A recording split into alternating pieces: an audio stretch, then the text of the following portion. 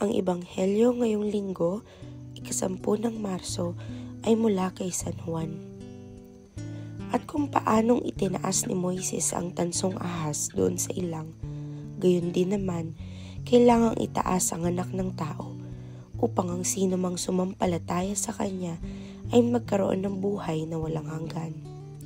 Sapagkat gayon na lamang ang pag-ibig ng Diyos sa sangkatauhan, kaya't ibinigay niya ang kanyang kaisa-isang anak, upang ang sino mang sumampalataya sa kanya ay hindi mapahamak, kundi magkaroon ng buhay na walang hanggan.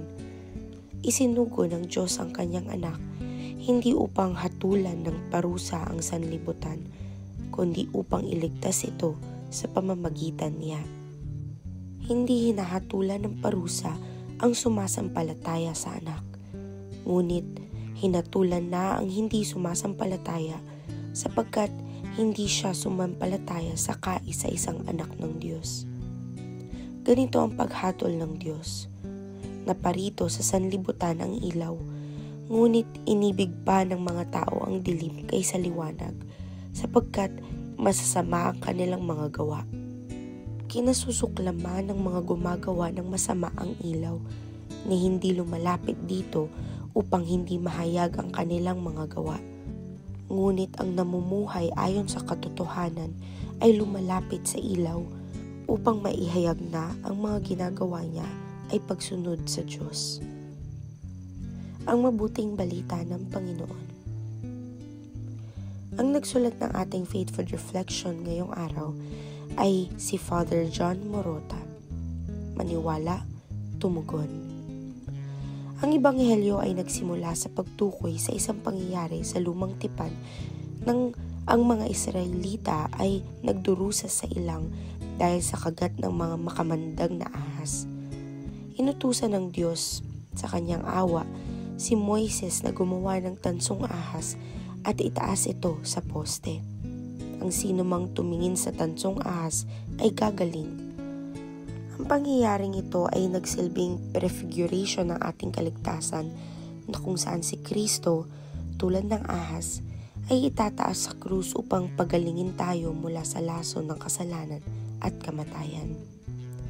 Ang diwa ng ating pagbasa ay mula sa pinakapuso ng ating kaligtasan sa Biblia, Juan 3:16, sapagkat gayon na lamang ang pag-ibig ng Diyos sa sanlibutan na ibinigay niya ang kanyang iisa at bugtong na anak upang ang sino mang sumampalataya sa kanya ay hindi mapahamak kundi magkaroon ng buhay na walang hanggan.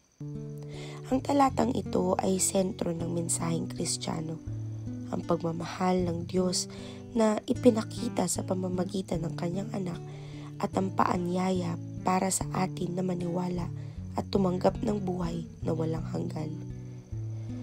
Pero ano nga ba ang ibig sabihin ng maniwala? Ang paniniwala ay hindi lamang pagkilala sa intelektual na pag-iral ni Kristo.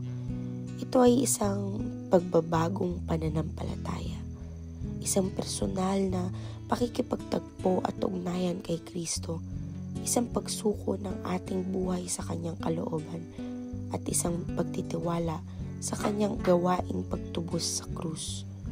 Ang ibig sabihin ng maniwala kay Kristo ay tanggapin ang kanyang kaloob na kaligtasan, sundin ang kanyang mga turo, at payagan siyang maging Panginoon ng ating buhay.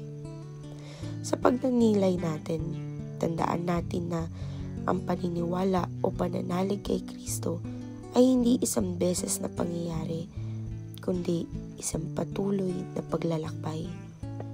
Ito ay proseso ng araw-araw na pagsuko at pagbabago na nagpapahintulot sa liwanag ni Kristo na patuloy na maliwanagan ang ating puso at gabayan ang ating mga hakbang.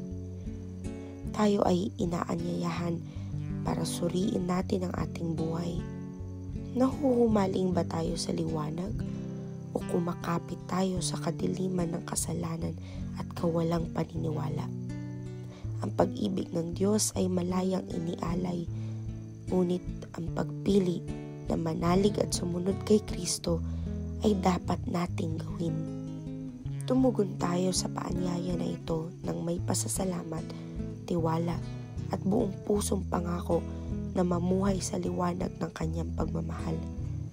Naway ang ating paniniwala ay maging tanglaw ng pag-asa at pagbabago na nagbibigay inspirasyon sa iba na lumapit sa liwanag at maranasan ang walang hanggang pagmamahal at kaligtasan ng ating Panginoon. Manalangin tayo. Panginoon ng aking buhay, turuan mo akong mamuhay sa liwanag ng iyong pagmamahal araw-araw. Sa ngalan ng Ama, ng Anak, at ng Espiritu Santo. Amen. Take out for the weak. Ang ibig sabihin ng maniwala kay Kristo ay tanggapin ang kanyang kaloob na kaligtasan, sundin ang kanyang mga turo, at payagan siyang maging Panginoon ng ating buhay.